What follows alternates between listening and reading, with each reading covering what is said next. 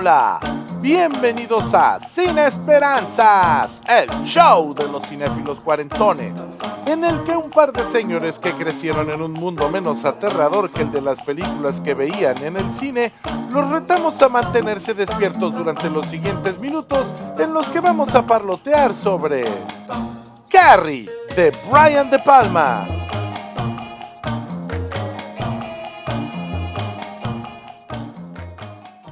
Bienvenidos una vez más a Sin Esperanzas, el show de los cinéfilos cuarentones, en el que Paquito Rodríguez y un servidor, Fernando Carrillo Fink, hablamos sobre películas que nos han marcado a lo largo de nuestras vidas.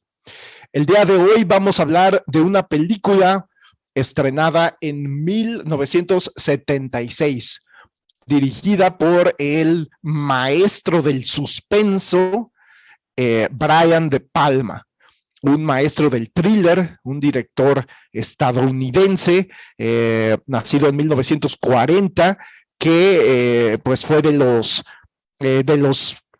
pioneros, o más bien fue de los exponentes de lo que le llaman el nuevo Hollywood, de este cine estadounidense, hollywoodense, que surgió en los años 70 con mucha fuerza y que significó un renacimiento para Hollywood, porque era una industria que estaba muriendo, y Brian De Palma junto con Francis Ford Coppola y George Lucas fueron los cineastas que llevaron a cabo esta revolución del cine hollywoodense.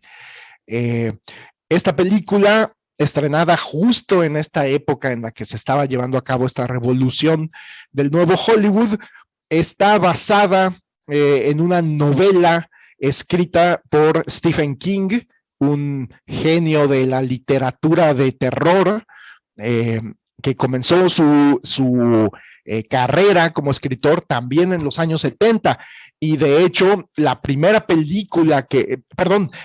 novela que se publicó basada en un libro de Stephen King fue justamente esta película, la que fungió como base para esta película, llamada Carrie. La novela fue publicada en 1974 y pasó muy poco tiempo para que se hiciera la película. 2 años después ya se estaba estrenando. Esto nos habla de un mega fenómeno literario que fue Stephen King cuando surgió como la nueva revelación de la literatura de terror. Yo pienso que hay algo que fue como para Stephen King muy afortunado, y esto es que las primeras películas que se hicieron basadas en un libro escrito por él fueron películas hechas por cineastas reconocidos y cineastas muy talentosos, y que hoy en día son pues nombres de pesos completos. Brian De Palma en el cine de thriller, Stanley Kubrick, bueno, es uno de los grandes maestros de la historia del cine, que hizo El Resplandor. George A. Romero, el creador de los zombies prácticamente, con la película Creepshow. David Cronenberg, este maestro del cine visceral, de terror corporal, canadiense, que hizo la película La Zona Muerta. John Carpenter, un mega maestro del cine de terror estadounidense, que hizo Christine. Entonces pienso que Stephen King tuvo esta fortuna, que las primeras películas basadas en obras literarias creadas por él fueron hechas por cineastas reconocidos, ya sea como Brian De Palma y Kubrick, que son como considerados maestros del cine, o como Romero, Cronenberg y Carpenter, y Toby Hooper, que hizo la miniserie de Salem Slot, que son maestros del terror. Entonces esto le dio a Stephen King un reconocimiento no solo como escritor de cine de terror, perdón, como escritor de novelas de terror, sino también dentro del cine. Se hizo de una fama como un maestro del terror. Y pues todo comenzó con esta película, Carrie, dirigida por Brian De Palma. Esta película es la primera de 3 adaptaciones. Después de esta vendría una en el 2002 y después una en el 2013. Pero hay algo interesante que he comentado con Paquito, que realmente las otras 2 películas que se hicieron del 2002 y 2013 no son realmente readaptaciones de la novela, más bien son remakes de la película de De Palma, porque tienen la estructura de la película de De Palma, no tienen la estructura de la novela, y eso las hace, a mi parecer, obras menores. La del 2002, sí, se me hace una película de plano terrible, muy mala, con un presupuesto tan bajo que da pena. No porque sea vergonzoso tener bajo presupuesto, sino porque no supieron utilizar el presupuesto, ¿no? Es una película lamentable. Y la del 2013, para mi gusto, pues es ahí un remake muy hollywoodense, churrero. Pero esta película de Brian De Palma, pues para mí es una gran película de terror.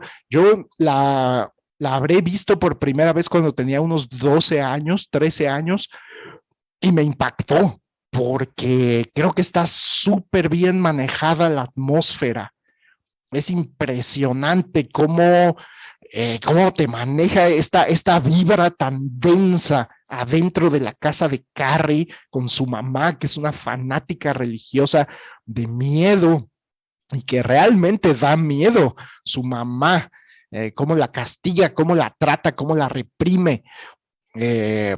Carrie es una niña, una adolescente completamente perturbada y que vive atormentada y que acaba de tener su primer periodo. Apenas está arreglando por primera vez y ella no tiene la menor idea de qué es la menstruación. Entonces, pues piensa que se está muriendo porque está sangrando. Y en vez de recibir empatía, recibe burlas por parte de sus compañeras y después recibe represión y recibe humillación por parte de su mamá. Entonces, desde el principio, pues está manejando lo triste que es la vida de Carrie. Y yo no sé si sentir empatía por este personaje o creo que más bien siento lástima. Creo que esa es la palabra. Lo que yo como espectador siento por este personaje es lástima, cómo la tratan sus compañeras. Entonces es algo terrible, es una película en la que yo siento feo por el personaje. Entonces, después se va desarrollando el drama y Carrie es objeto de un engaño y de una burla por parte de sus compañeros y que es lo que vemos en el tercer acto. Y entonces después pues vemos la venganza de Carrie en el tercer acto, lo cual resulta catártico, y después también vemos una venganza brutal contra su mamá. Para mi gusto, es una película muy triste. La historia de una niña con poderes de telequinesis que pues desgraciadamente termina utilizando estos poderes para el mal, o sí, para el mal, para la venganza, porque el trato que recibe por parte de todos los que la rodean es deprimente. Y sin embargo, parece que estoy describiendo algo y bueno, sí, estoy describiendo una película muy triste, pero pues en manos de Brian De Palma para mi gusto, es un peliculón. Es una película que tiene un manejo de la cámara fino, un manejo muy fino de la cámara, donde coloca cada encuadre Brian De Palma, con muchos homenajes a Hitchcock, un homenaje que de plano es la música de Psicosis. Escuchamos un pedacito de la música de Psicosis, pero también la manera en que mueve la cámara al comienzo del tercer acto en un baile de graduación y cómo nos va mostrando de una manera muy hitchcockiana los elementos de suspenso que hacen que el espectador sepa más que el personaje y por lo tanto el espectador está en un estado de total eh, tensión, de una tensión sofocante que se va construyendo a lo largo de la película, y cuando llega el tercer acto, que anticipamos que algo muy feo, algo muy grave está por ocurrir, y en efecto, sucede que vemos una humillación que no se la merece nadie, y por lo tanto después vemos una venganza muy fría, y bueno, no fría, no, más bien una venganza muy cálida y muy venganza caliente y terrorífica. Eh, pero bueno, le voy a ceder el micrófono a mi compañero y amigo Paquito Rodríguez. ¿Tú cómo viviste la película de Carrie? Oh, muchas gracias, Fernando. ¿Cómo estás?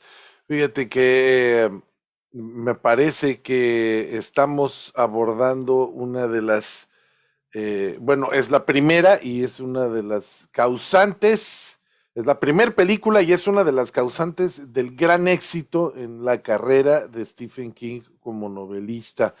Esta película se filmó porque la novela se vendió como pan caliente, pero también sirvió para que el mundo comprara la marca de Stephen King.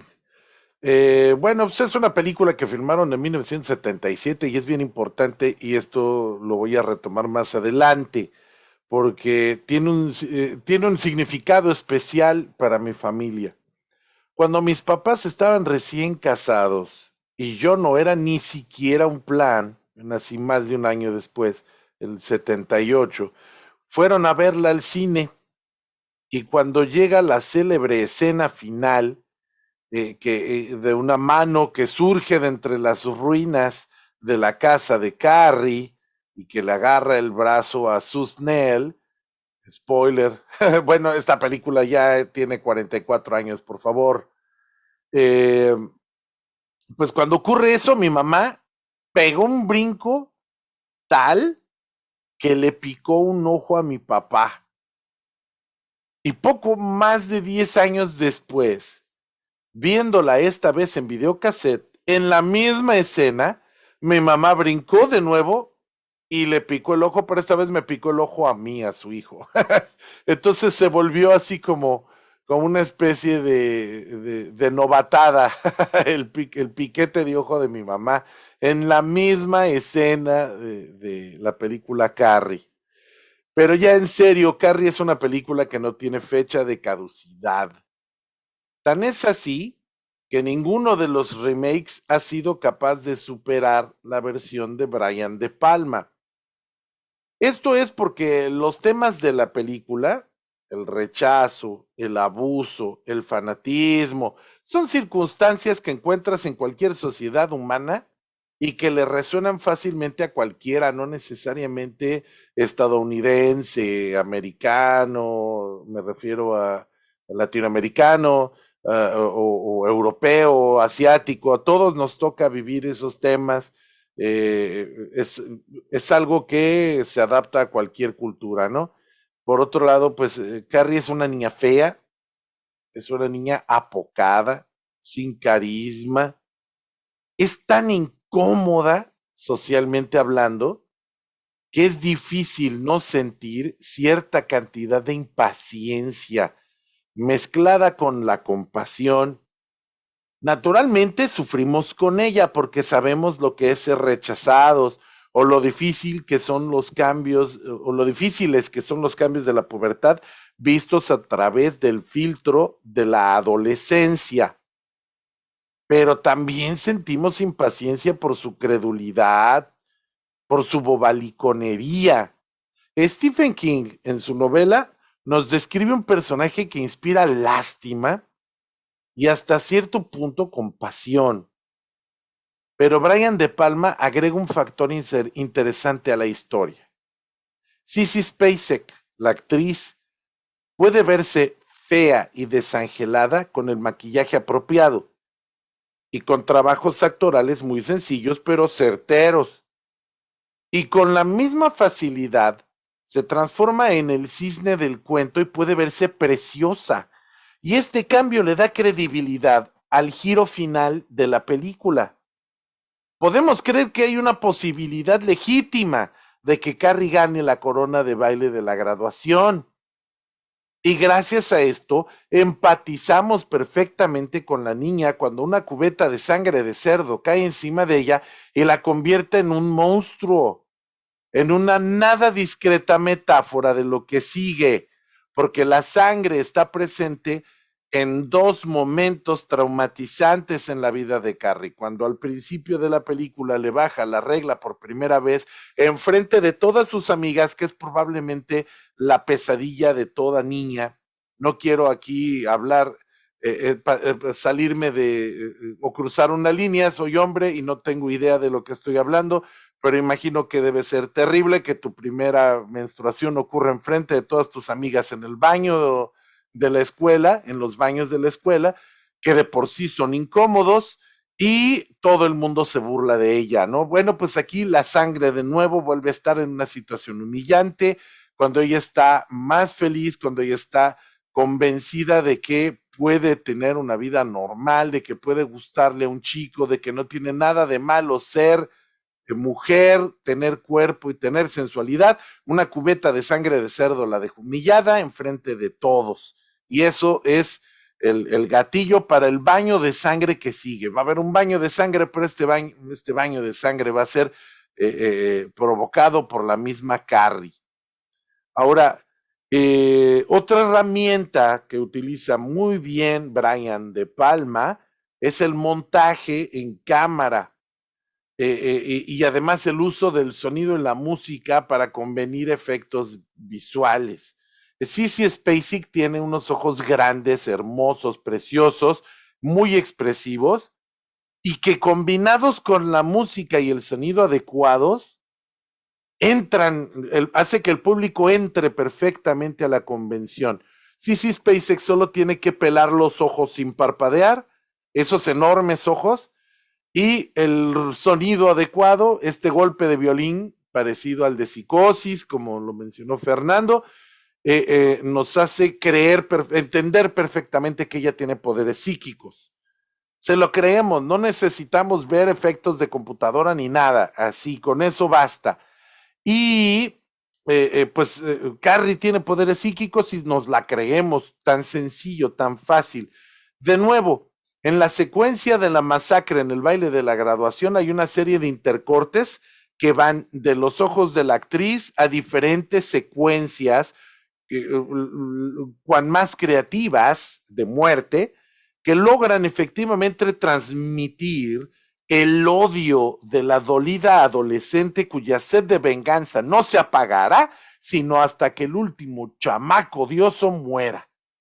Y por ahí 2 o 3 maestros también, lo que por supuesto es por lo menos fantasía de adolescente reprimido, ¿no? Muchos adolescentes pasan por etapas tristes. Ahora, aquí pasamos a lo triste del análisis, porque yo dije que Carrie es una película sin fecha de caducidad, y con esto con esto quise decir que está tan bien hecha que sigue siendo, que sigue dando miedo hoy en día, que sigue siendo una película lo suficientemente bien hecha como para que la vea un muchacho y entienda perfectamente que aunque esto ocurre en 1970, sigue siendo funcional dramáticamente, ¿no?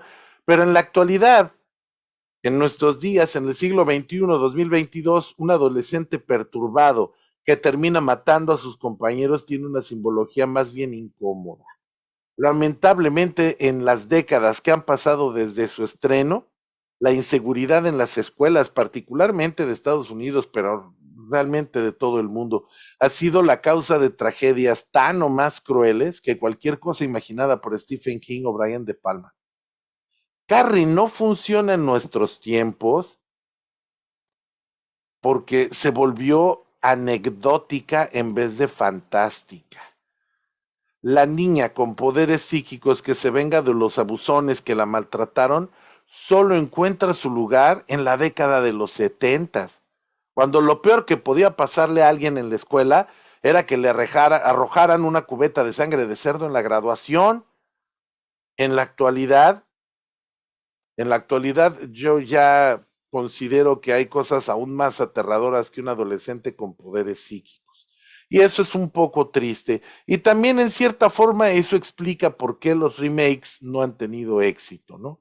Por un lado, Fernando y yo hemos discutido mucho esto, más bien son remakes de la película de Brian De Palma, porque no se basan en la novela para construir una nueva película, una nueva versión de la película, sino se basan en una serie de convenciones que Brian De Palma dejó cuando hizo la película de Carrie.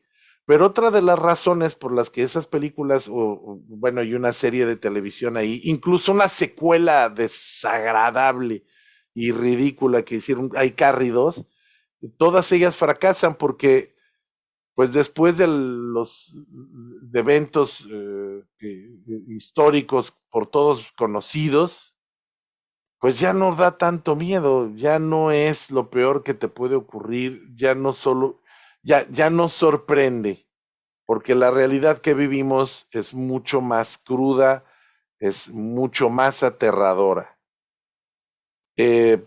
¿Tú cómo la ves, Fernando? Ya dejé el tono muy abajo, muy triste. Sí, pues la verdad es que pues estoy de acuerdo contigo en todo lo que mencionas. Por un lado, Carrie, o más bien Sissy Spacek, es una actriz que sí puede lucir desangelada mediante una actuación muy específica y el maquillaje adecuado, puede lucir fea y desangelada, pero en el tercer acto, cuando está maquillada y arreglada y peinada de otra forma, pues luce muy bonita y como dices, pareciera que sí, genuinamente podría llegar a ganar la corona del baile de graduación. Esta escena que se me hace logradísima en la que la cámara da vueltas con ella y el muchacho que la llevó al baile, que parece que hay una química real entre ellos, que pareciera que sí pudiera este chavo llegar a enamorarse de Carrie si no tuviera novia, ¿no? O sea, es una escena muy conmovedora. Y este momento en el que le cae la cubetada de sangre es desgarrador. Y como dices, estos ojos enormes que tiene ella abiertos de manera descomunal con estos golpes de violín y estas tomas tan cercanas a su rostro, es terrorífico. A mí se me hace una secuencia muy lograda, se me hace impecable esta masacre y también coincido en lo que dices, ¿no? Hoy en día, a la luz de las tragedias que ha habido en Estados Unidos, de estas masacres escolares, pues ya adquiere otra connotación cuando vemos esta escena. Desgraciadamente, ¿no? Es triste. Y esto me trae a la memoria otra novela de Stephen King que es así de plano tras la masacre de Columbine y de otras masacres escolares en Estados Unidos. Esa novela fue retirada del mercado. La novela Rabia, Rage, que significa furia, publicada bajo el seudónimo de Richard Bachman, y que es una novela escalofriante sobre un adolescente de preparatoria que agarra una pistola y que los toma de rehenes a sus compañeros y al profesor.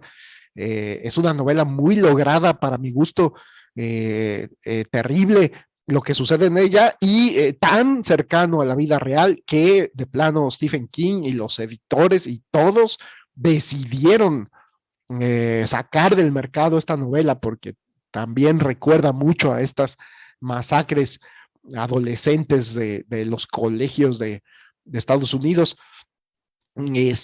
Pero pues, pues sí, también estoy de acuerdo contigo en que Carrie es una película que parece que los años no pasan por ella. Es una película que no tiene época, que, que sí, que sigue siendo hoy tan efectiva, tan eficaz, tan lograda, tan interesante, tensa, aterrorizante, como lo fue en su época, yo pienso.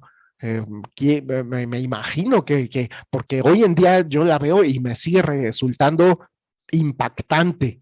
Y y ese final, después de la venganza, cuando mata a todos sus compañeritos en un gimnasio, mata a su mamá, eh, haciendo volar los cuchillos de la cocina y crucificándola contra la pared.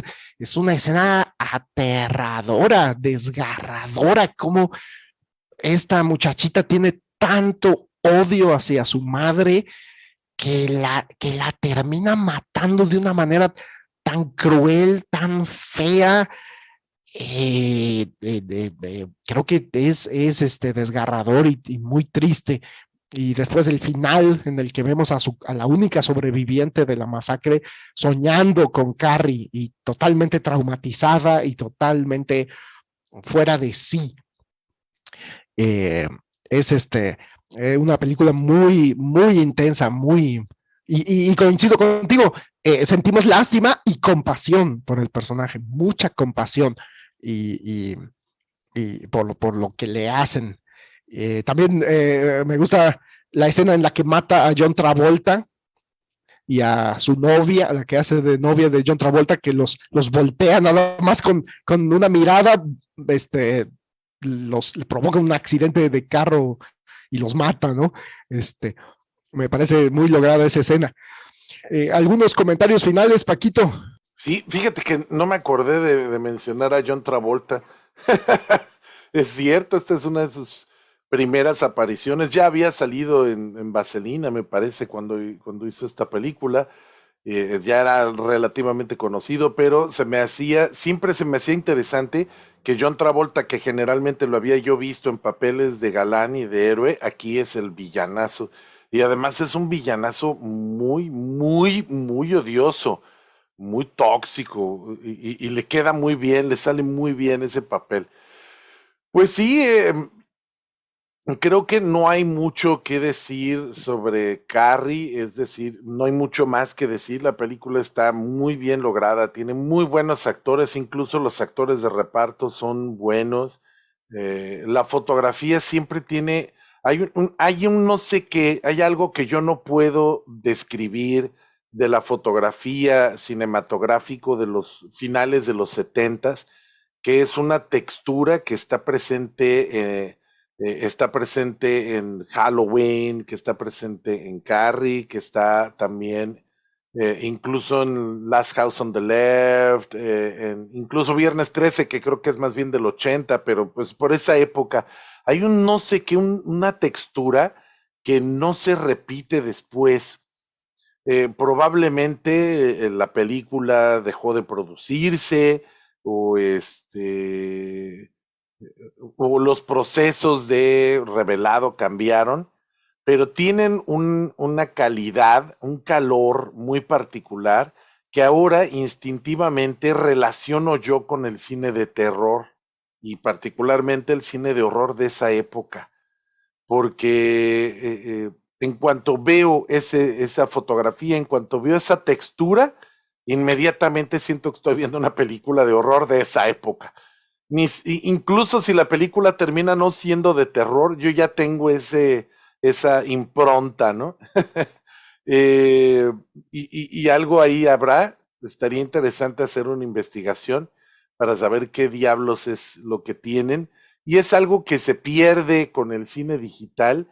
No hablo mal del cine digital, está bien, creo que los tiempos progresan, pero hay un no sé qué que se pierde. Y justo cuando estas películas las transfieren a video, por ejemplo, a VHS o beta, esa cualidad permanece, que es algo que no pasaba con otras películas, con películas más modernas, cuando pasaban a VHS, perdían calidad.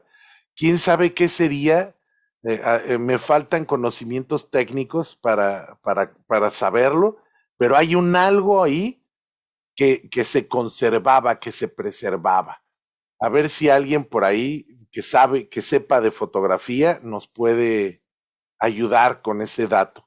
Y recomendarla ampliamente, es una película que aún hoy en día sigue siendo buena, es como dice mi amigo Víctor Domínguez, es curricular, tiene que estar en el currículum de cualquiera que se diga cinéfilo.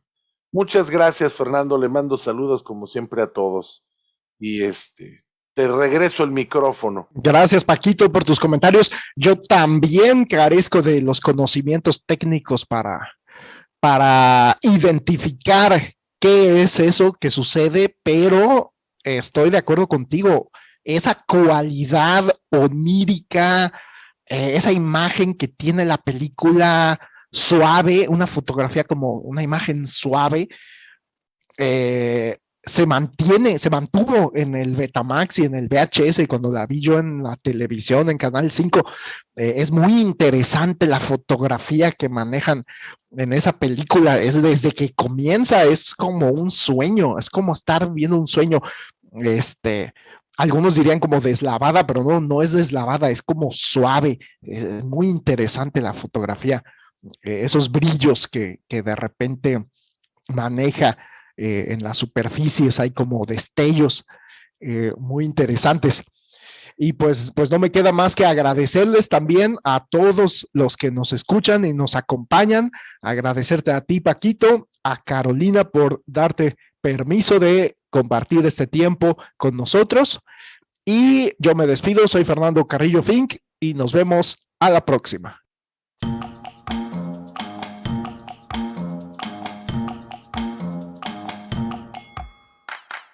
Esto fue Sin Esperanzas, el show de los cinéfilos cuarentones, con Fernando C. Fink y Paquito Rodríguez. Puedes escucharnos en nuestra página de Facebook, nuestro canal de YouTube y ahora también en Spotify. ¡Hasta la próxima!